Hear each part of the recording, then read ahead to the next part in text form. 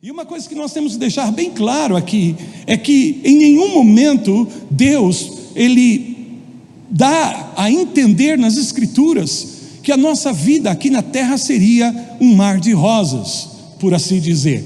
Ou seja, que tudo seria bom, que tudo seria perfeito, que tudo seria maravilhoso. Não, em todo tempo o Senhor fala que a vida, ela não te dá aquilo que você merece, mas a vida te dá aquilo que você demanda dela.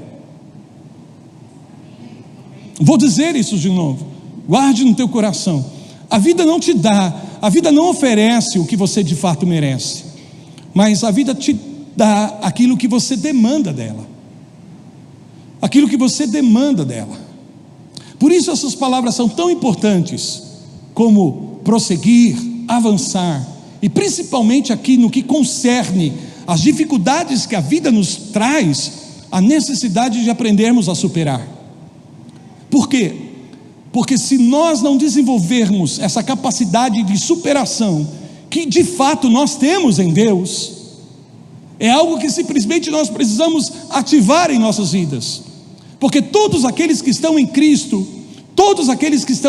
observe, Deus não deixa a dúvida de que nós iremos passar por muitas aflições, mas em todo tempo a Bíblia fala que se nós mantivermos a nossa fé em Deus, se nós mantivermos os nossos olhos em Cristo, nós iríamos superar, nós iríamos vencer, nós iríamos prevalecer. No mundo tereis aflição, disse Jesus aos seus discípulos, e isso se estende a nós. E quantas aflições de fato nós temos visto no mundo, e muitas dessas aflições têm chegado à porta da nossa casa, à porta da nossa vida, e nós temos que aprender a superar isso. Por quê? Porque o diabo sabe que se essas dificuldades que nós passamos na vida, de alguma maneira, de alguma forma, se atrela à nossa vida, e nós não conseguimos superar isso, é possível que essas coisas nos mantenham fora do nosso destino em Deus. Então observe o que essa palavra diz dentro desse contexto. Eu já falei isso com vocês há 2 anos atrás, eu já ministrei essa palavra há 2 anos atrás, não da mesma forma, é claro, mas eu vou botar o fundamento que eu compartilhei com vocês há 2 anos atrás, e a clareza que Deus me deu no dia de hoje. Eu ainda compartilhei um pouquinho com a profeta, porque teve um momento que eu tive que me levantar e sair e andar para digerir o que Deus estava falando comigo. Olha a força desse texto, estão aí comigo? Eu tomei muito tempo na introdução, mas foi necessário. Diz assim, olha, 1 João capítulo 4, versículos 2 a 4. Nisto reconheceis o Espírito de Deus. Todo espírito que confessa que Jesus Cristo veio em carne é de Deus. Amém? Todo espírito que confessa que Jesus Cristo veio em carne é de Deus. E todo espírito que não confessa a Jesus não procede de Deus. Pelo contrário, este é o espírito do anticristo. Fala comigo essa palavra anticristo. Eu já expliquei para vocês que tem 2 significados aí. A palavra anti significa no lugar de, mas também anti significa opositor, algo que está contra. Então anticristo é alguém que quer tomar o lugar de Cristo, é algo que quer se estabelecer no lugar, na posição de Cristo, e ao mesmo tempo fazer oposição a tudo que é Cristo, resistir a Cristo. Observe que a palavra está dizendo aqui que o espírito que confessa que Jesus Cristo veio em carne, quer dizer, que fala da expressão de Cristo de maneira visível, é o Espírito de Deus. É o Espírito de Deus. Por quê? Porque foi essa a obra precisa do Espírito Santo na vida de Jesus, no que concerne a sua manifestação física. Amém? No princípio era o verbo estava com Deus, e o verbo era Deus, vivia na eternidade, mas um dia o verbo se fez carne, e quem fez essa obra de encarnar o verbo foi o Espírito Santo. Então a obra do Espírito Santo, olha que tremenda isso, a obra do Espírito Santo foi materializar Cristo no corpo, no ventre de Maria. Por isso que o anjo disse para Maria, quando ela pergunta, mas como será isso? Como que eu vou dar à luz se eu não me relacionei com nenhum homem, se eu não tive nenhum contato? E o Espírito Santo descerá sobre ti, e o poder do Altíssimo te envolverá.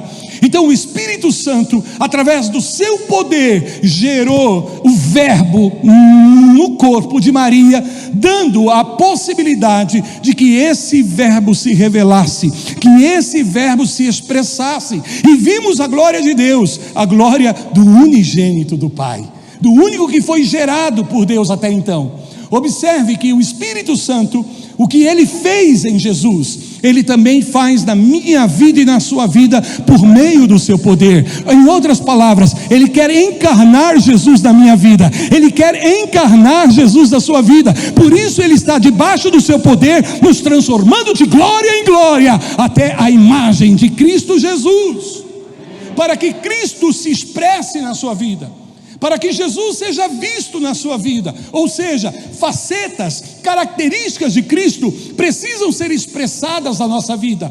Paulo entendeu isso, e ele dependeu tanto do poder de Deus para chegar a este lugar, porque ele sabia que ele só conseguiria manifestar a vida de Cristo nele através do poder do Espírito Santo. Então ele disse: olha, já não sou eu mais quem vivo, mas agora é Cristo que vive em mim. E como é que Cristo vive em Paulo? Através do poder do Espírito Santo. Como é que Cristo vive em você? Através do poder do Espírito Santo.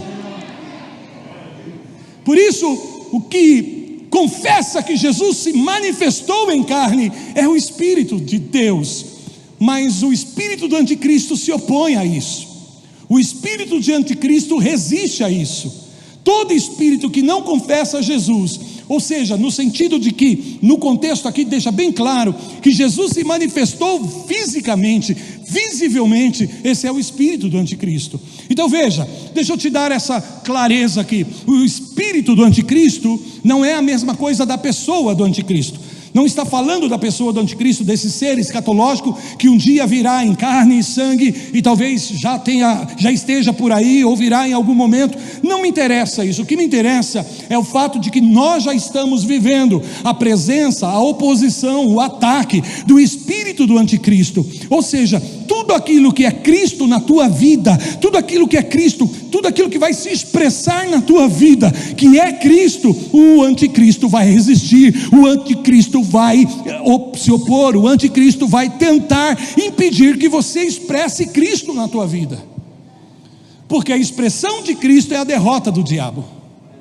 Obrigado pelo teu amém. A expressão de Cristo é a derrota das obras das trevas. Para isso se manifestou o Filho de Deus. O Filho de Deus teve que se manifestar, e quando ele se manifestou, ele destruiu as obras do diabo. Quando você se levanta como um filho de Deus, no poder do Espírito Santo, e expressa Cristo na sua vida, o diabo é derrotado, o inferno é derrotado, as trevas se retiram e a luz resplandece. Isso é tremendo. E nós estamos destinados a revelar a glória. Nós estamos destinados a revelar a glória. Obrigado pelo teu amém. Vou dizer de novo: a tua vida está programada em Deus para revelar níveis da glória de Cristo. Mas veja, para que essa glória não se revele, o espírito do anticristo fará de tudo. E uma das coisas que o diabo sabe fazer é trabalhar nas desilusões da nossa vida, de trabalhar de tal forma, de tal maneira, nas coisas difíceis que nos acontecem, para que nós fiquemos atrelados, sabe, a elas de tal forma, de tal maneira, porque ele sabe que essas coisas nos impedirão de manifestar Cristo nas nossas vidas, e assim nós não vencemos. O que João está falando aqui na sua epístola é que, olha, amados em Cristo, você tem que entender que a tua vida cristã sofre oposição por esse espírito do anticristo.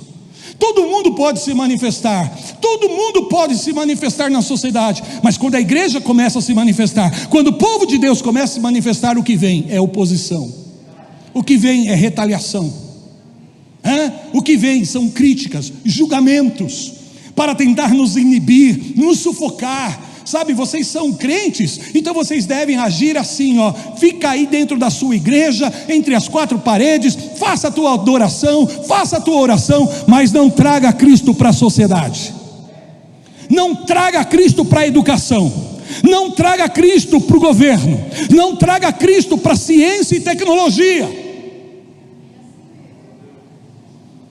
Mas quando nós começamos a nos manifestar, sabe, não importa, o espírito do anticristo não vai se opor a você, Você pode orar 24 horas por dia, mas se a tua oração não se traduz em uma ação que expresse Cristo na tua vida, então não adianta, Ele não está nem aí, porque esse cristianismo não faz efeito, porque cristianismo não é uma religião, cristianismo não é uma filosofia, cristianismo não é simplesmente um conjunto de dogmas que nós adotamos na nossa vida, um código, um estilo de vida que nós adotamos simplesmente. É muito mais que isto. Cristianismo são aqueles que se identificam com Cristo. Cristianismo são aqueles que decidiram seguir a Cristo, e porque seguem a Cristo, eles começam a se tornar como Cristo, parecem como Cristo, e muitas vezes são como aparições de Cristo em alguns momentos da vida. Amém? E aí é onde o anticristo vai se opor. E aí o que João está escrevendo para mim e para você aqui é que eu e você temos o poder de superar isso. Amém? Tudo isso já está aí, tudo isso se opõe. Se você quer seguir a Cristo, saiba disso. Se você realmente quer expressar Cristo na sua vida, saiba disso. O espírito do anticristo vai se opor, vai resistir. Agora, uma coisa que a gente tem que entender, olha para mim. O diabo não pode fazer nada na minha vida e na sua vida sem que primeiro eu e você demos a ele lugar. Por isso Paulo escreve: não deis lugar ao diabo, não dê espaço, não dê oportunidade. Quando o homem pecou e Deus colocou ali as consequências, ele se volta para a serpente e diz assim: você vai rastejar e vai comer do pó. Lembra disso? Todos nós sabemos que o animal natural, serpente, não se alimenta de pó, ela se alimenta de outros bichos, sim ou não?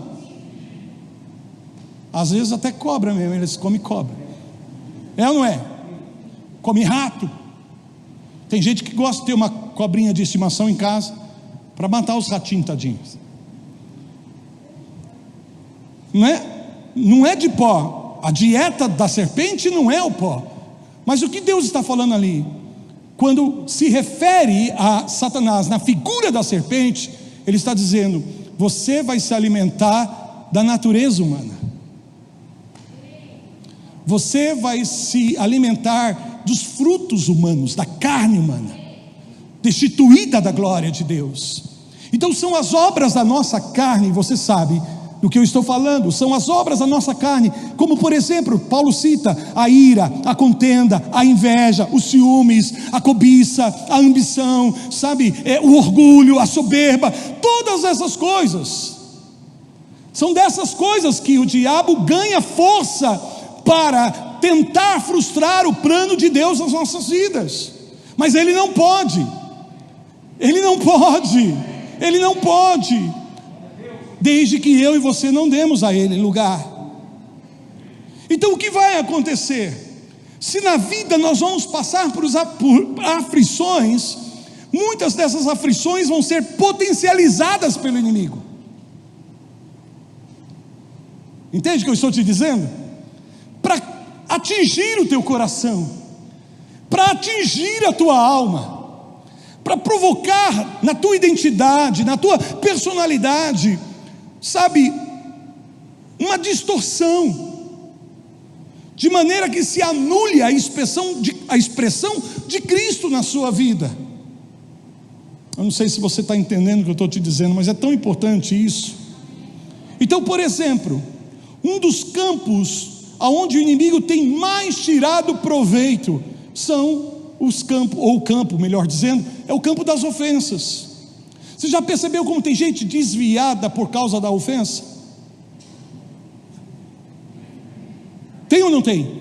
Porque se ofendeu com alguma coisa, se ofendeu na igreja, se ofendeu com os irmãos, se ofendeu com os líderes, se ofendeu. E muitos dizem assim: olha, tadinho, fulano está fora da igreja hoje, né? Se magoou, se ofendeu. E alguns acham que até eles têm direito de se ofender. Nós não temos direito de se ofender. porque as ofensas virão. Tua esposa te ofende e você vai deixá-la? Teu filho te ofende e você vai deixá-lo? Por que nós vamos deixar a Cristo? Por causa das ofensas humanas. E é justamente aí que nós não temos aprendido a superar. Muitos cristãos ficam presos e fora do seu destino em Deus, e é um destino tão glorioso. Por quê? Porque deixaram que a ofensa entrasse no seu coração. E quando eu falo de ofensa, eu estou falando de um campo muito vasto. Não é só no que concerne a coisas que as pessoas fazem, mas muitas pessoas estão ofendidas, muitas pessoas estão amarguradas, porque alguma coisa não deu certo na sua vida. Havia um sonho, e esse sonho caiu por terra. Essa pessoa trabalhou anos numa empresa, e estava esperando uma promoção, e de repente o que ela ganha é uma demissão. Se ofende, se magoa, se ressente. Tudo bem, essas coisas machucam, são dolorosas. Deus não está dizendo: ei, tudo bem, essas coisas aí não existem, é coisa da tua cabecinha. Não, Ele está dizendo: no mundo você vai sofrer, no mundo você vai perder, no mundo você vai ser injustiçado, no mundo vão passar a perna em você, no mundo vão falar mal de você, vão fazer críticas severas a teu respeito, mas tem de bom ânimo, porque há um poder na tua vida para superar isso. E se você ficar preso a essas coisas, você não conseguirá avançar para aquilo que Deus tem na tua vida, e você vai ficar de fora, e o diabo sabe disso. Então ele vai potencializar essas coisas, para que elas sejam tão difíceis para nós, que a gente olhe para aquilo e achemos que temos o direito de nos sentirmos como nos sentimos, de pensar como pensamos, e nos justificamos. E às vezes o diabo vem, até engrossa, né, a coisa, quando ele diz assim no nosso ouvido: está vendo? Como é que pode um pastor fazer isso? Como é que pode um líder falar dessa forma? Não, você tem razão de estar ofendido.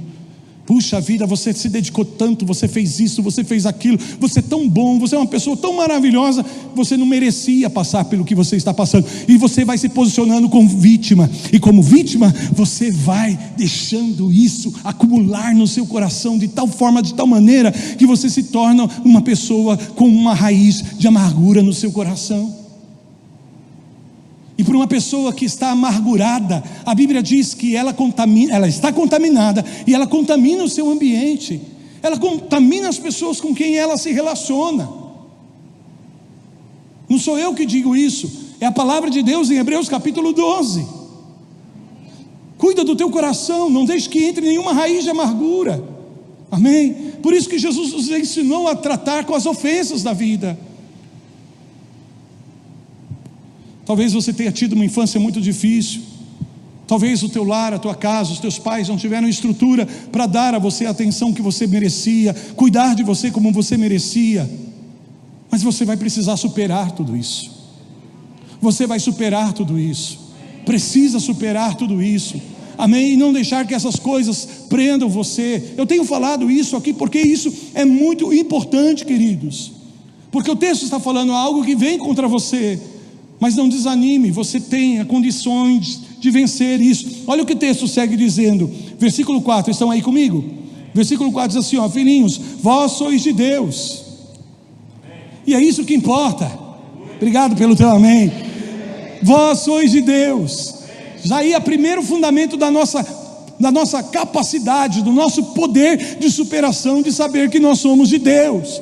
Filhinhos, não se deixe vencer por estas coisas. Filhinhos, não se deixe vencer por essa mágoa, por essa ofensa, sabe, por essa questão da tua vida. Foi difícil, eu estava aí com você, sabe, não foi minha vontade, não foi meu propósito que isso acontecesse na tua vida, mas são coisas que a vida traz, e você tem que aprender a lidar com elas. E tem uma coisa que você pode fazer: saiba que você me pertence, diz o Senhor. E o João está dizendo: você é de Deus. O diabo pode vir e dizer: não, você não é de Deus, você fez isso, você fez aquilo, você aprontou isso, você aprontou aquilo, você falou dessa forma, falou desse jeito, você agiu desse... Não, queridos, nada disso anula o fato.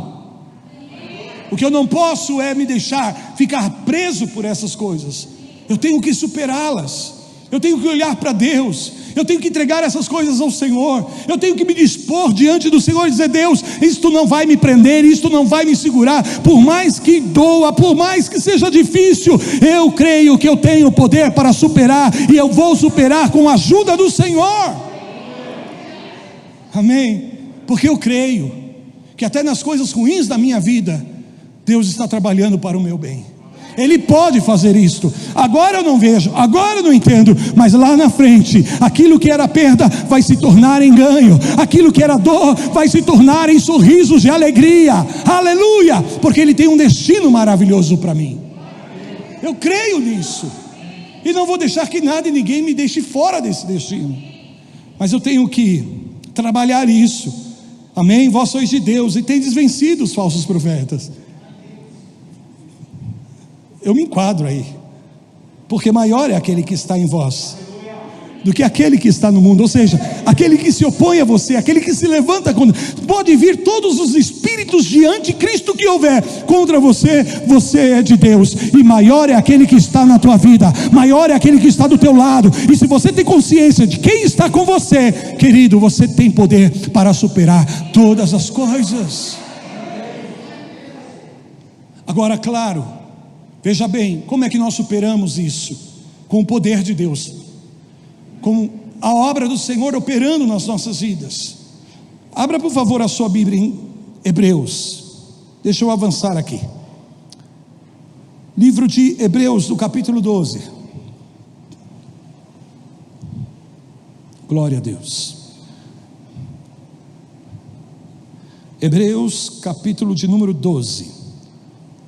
Eu vou ler alguns versículos e comentar com vocês para elucidar aquilo que nós estamos compartilhando aqui nessa noite. Eu estou sem esboço aqui, tá bom, irmãos? Estou sem esboço, estou na palavra, porque eu sei o que Deus me deu para compartilhar com vocês nessa noite. Aleluia. Diz assim, ó, estão comigo?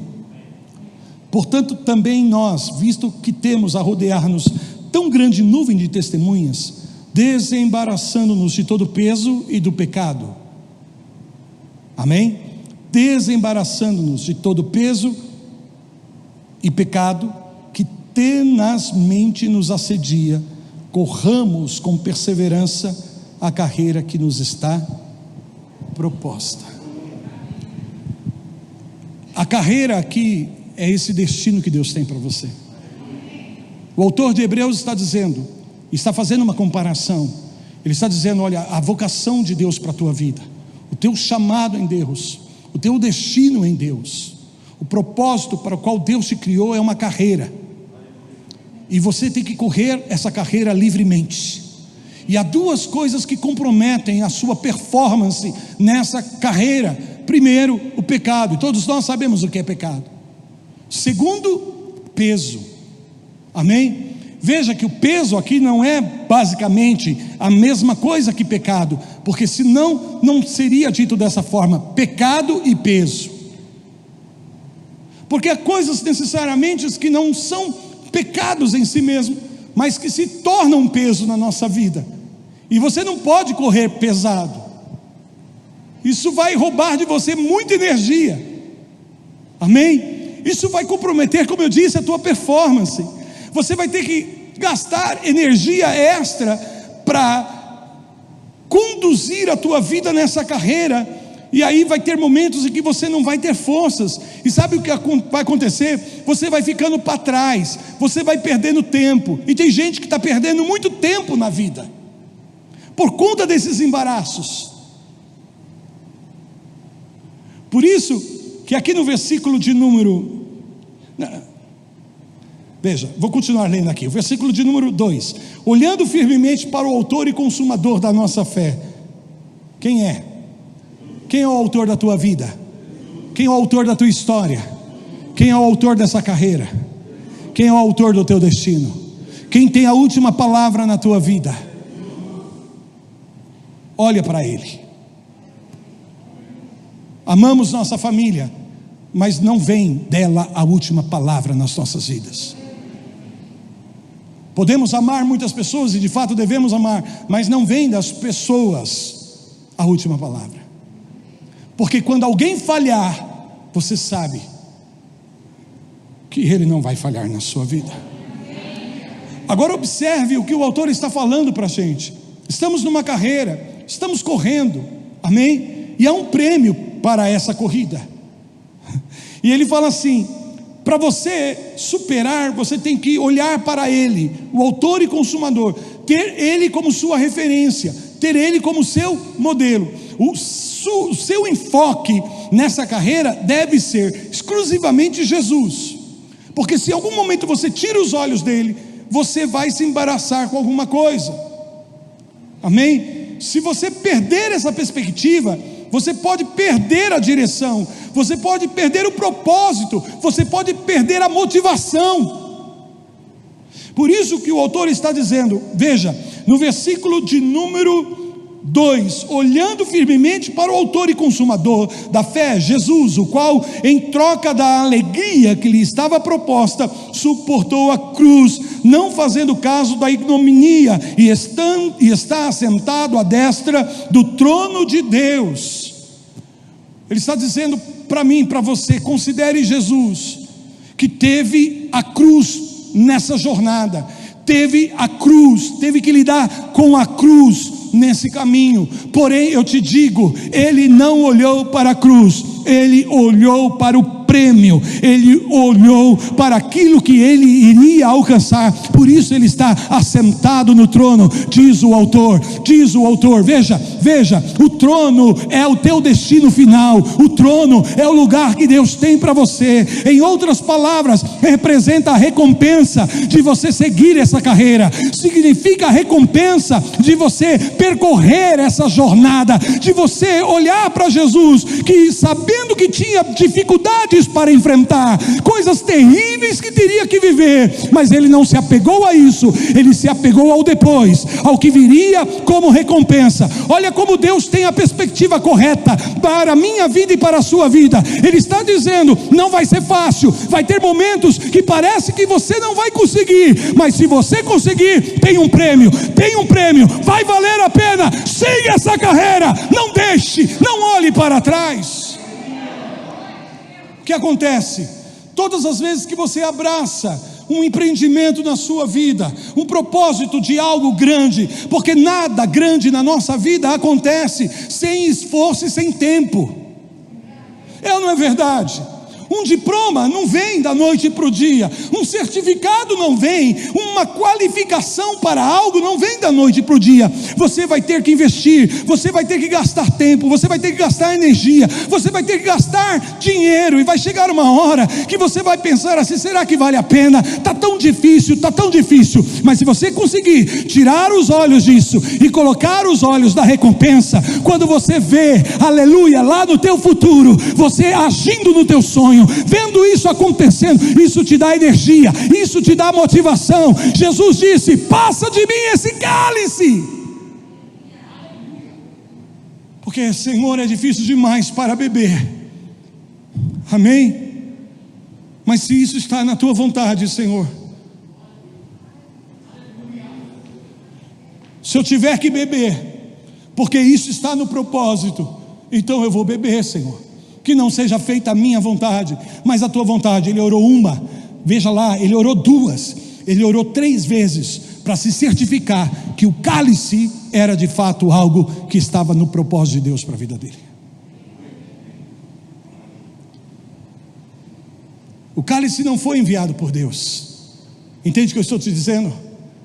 Mas foi o que era necessário para que ele chegasse à cruz e vencesse, para poder receber o prêmio da sua carreira bem corrida.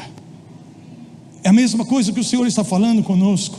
Agora vamos avançar um pouquinho. Se você for comigo no versículo de número 15, diz assim, olha, atentando diligentemente, porque ninguém seja faltoso, separando-se da graça de Deus. Olha para mim, a palavra faltoso aqui das escrituras é a palavra grega ustério, e essa palavra significa chegar atrasado, ser deixado para trás na corrida, falhar em alcançar o objetivo, não chegar até o fim. O autor, aqui no capítulo 12, está falando de uma mesma coisa. Ele está falando dessa carreira que está proposta para você.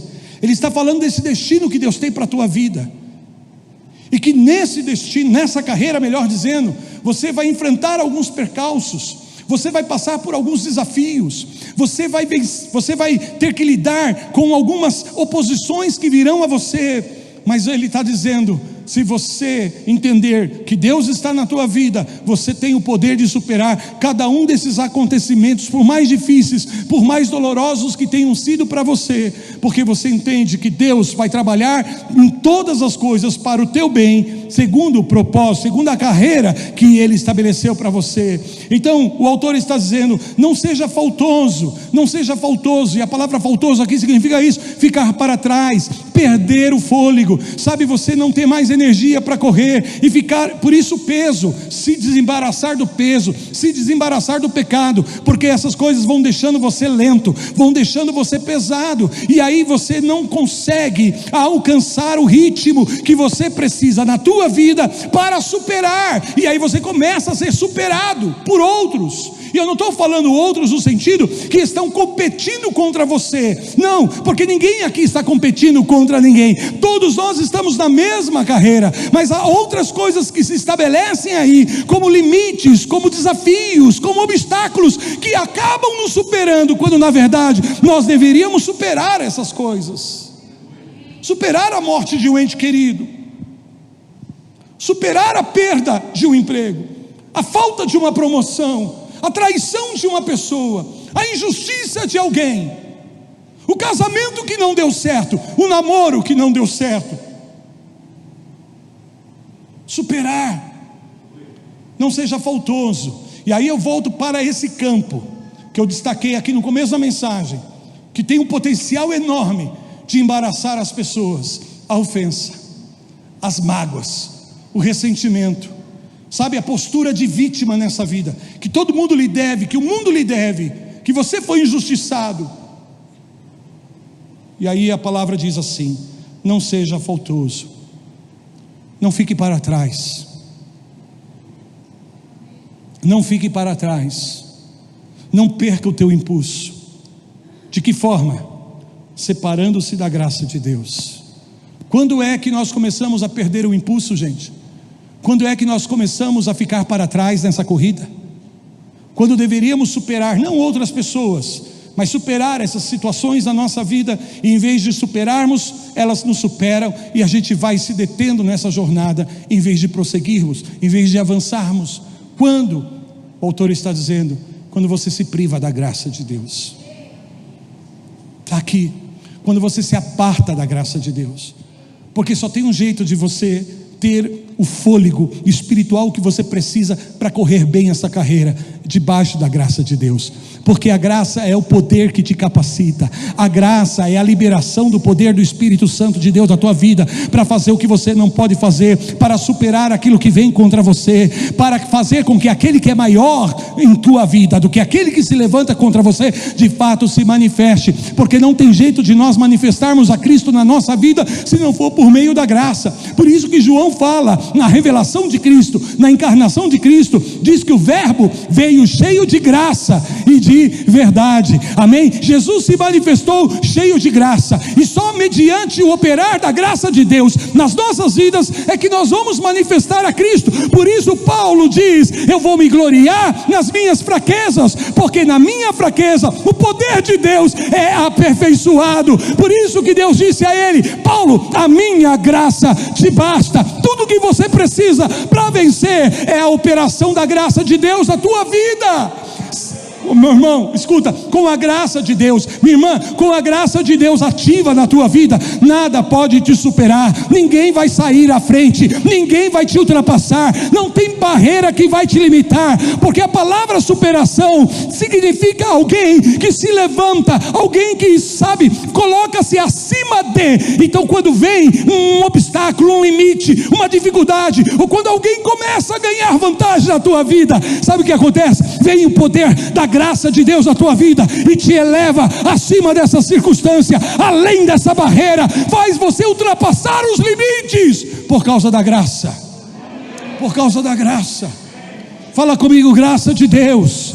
Graça de Deus. Pela graça nós somos salvos. Pela graça nós somos capacitados a cumprir o destino que Deus tem para nossas vidas. Pela graça. Por isso o autor está dizendo: não se prive da graça de Deus. Deus jamais vai negar a graça dele. Amém?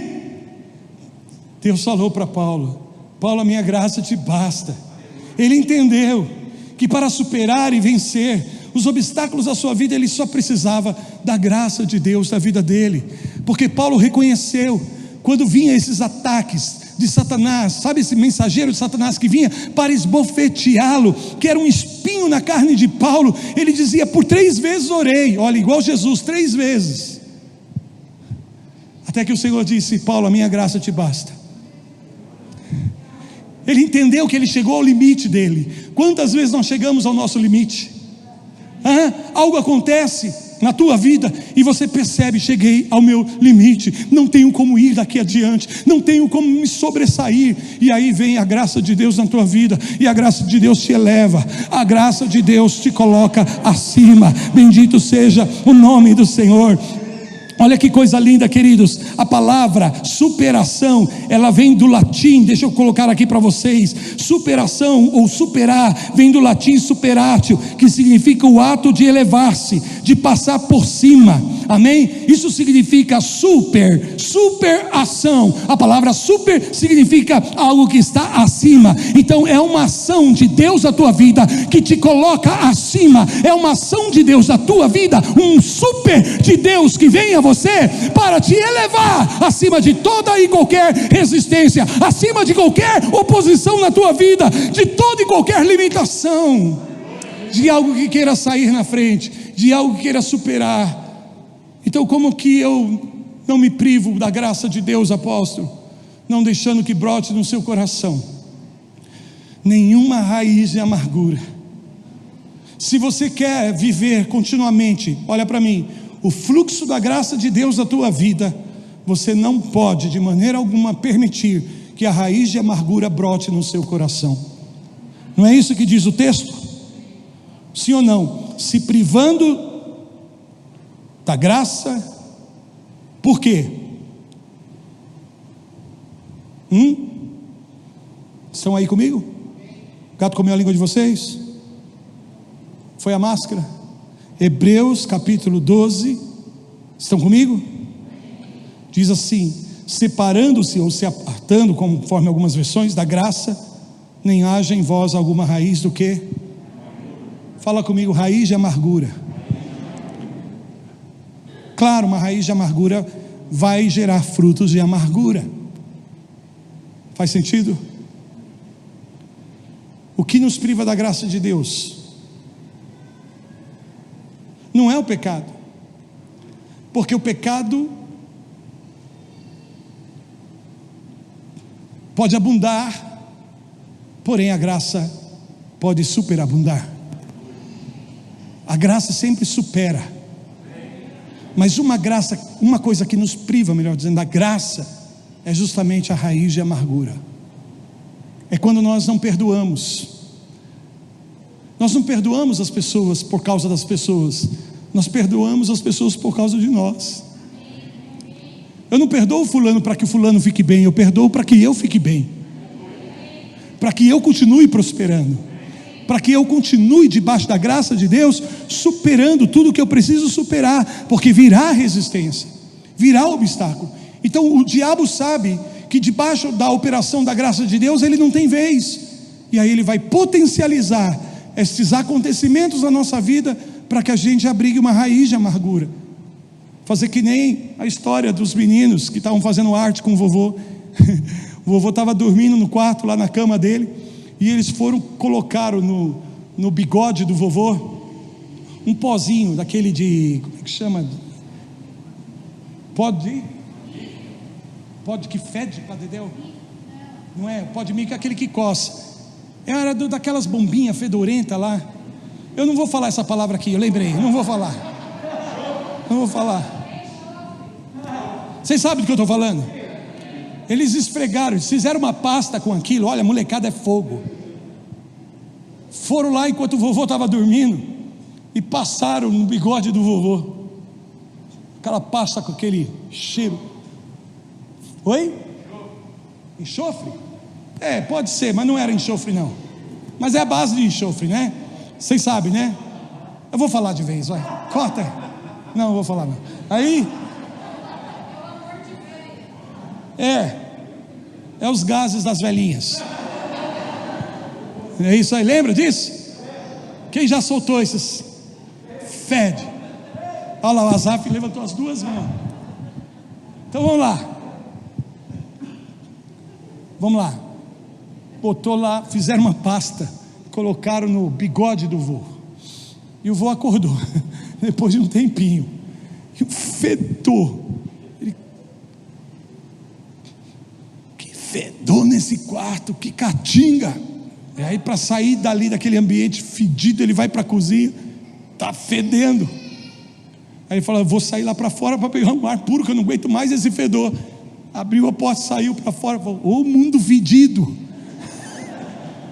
O mundo fica fedido para aquele que está com o coração amargurado. Não importa onde você esteja, nada vai estar bem para você. Você vai se tornar crítico, rancoroso, olhando sempre para o lado negativo das coisas, para as falhas, para as imperfeições. Se você deixar que a raiz de amargura esteja no teu coração, e queridos, perdoa o que eu vou falar para vocês, aqui não, graças a Deus, mas como tem irmãos dentro das igrejas amargurados, ressentidos, ouvem dia após dia a palavra da graça, do perdão, e não ativam isso na sua vida, porque não tem o conhecimento espiritual dessa verdade. De alguma forma, de alguma maneira, de tanto ouvir, acham que sabem, mas na verdade não tem sabedoria para aplicar esse poder tão grande da graça de Deus, porque se apega a coisas. Sabe, querido, eu não quero entrar em questão aqui com o tamanho da injustiça, ou com o tamanho da maldade que fizeram a você. Talvez tenha sido algo terrível, terrível, e eu não entro em questão com isso, mas você precisa superar. Nós precisamos superar, senão isso vai comprometer a nossa vida, a nossa jornada. Quantos começaram bem, não é verdade? Talentosos, dedicados, e aí alguma coisa aconteceu, se entristeceu, não soube tratar com aquilo, se privou da graça de Deus. E aí, quando se priva da graça de Deus, você perde esse poder de superar. E sabe o que acontece? Aquilo começa a te superar, aquilo começa a sair na frente, aquilo ganha vantagem na sua vida, aquilo ocupa lugares na sua vida que deveriam estar livres para você poder preencher das coisas maravilhosas que Deus tem destinado a você. Como é que Deus vai manifestar as coisas grandes e poderosas se você está cheio de coisas que estão comprometendo a graça de Deus na tua vida? Por isso Jesus falou claramente na oração do Pai Nosso: Pai, perdoa à medida que nós o quê? Perdoamos. E perdão é graça, é ou não é verdade? Perdão é a graça de Deus. Mas como se ativa a graça? Quando eu perdoo, quando eu sou generoso. Talvez as pessoas não mereçam ser perdoadas, mas isso não é uma questão de merecimento. A questão é eu estar bem, eu ficar bem. Amém? Porque quando eu perdoo, eu só não libero a pessoa, eu também me libero. Eu não só deixo a pessoa livre, eu desfruto da liberdade de Deus na minha vida. O que você precisa superar na tua vida? O que você de fato precisa superar? O que ainda compromete a tua performance? O que ainda atrapalha você de avançar nesse destino que Deus tem para você? É algo que aconteceu lá atrás? É algo que aconteceu nesses dias? É algo que talvez tenha acontecido hoje? Não sei. Mas tudo isso você pode superar, se você não deixar que essa oposição do anticristo na tua vida ganhe lugar, e principalmente quando você se desprover da graça de Deus na tua vida, quando você se priva da graça de Deus. Então vem as setas. Você acha que o diabo não vai potencializar esses acontecimentos? Vai ou não vai? Vai ou não vai? Lembra o que a palavra de Deus fala a respeito da vida de José? Que os flecheiros lançaram flechas para ferir José. E como é que José superou tudo isso? Porque ele confiou que Deus tinha um plano perfeito na vida dele, que mesmo as coisas ruins que fizeram para ele, Deus iria transformar para o bem, segundo o propósito. É isso que Jesus nos ensinou. Se você quer seguir a Cristo, querido, sim, você tem uma cruz pela frente, saiba disso. Aliás, todos os dias nós temos que tomar a nossa cruz e seguir, não parar, não se prostrar, não ficar rendido, mas seguir, amém? Por quê? Porque a cruz não é o nosso destino final.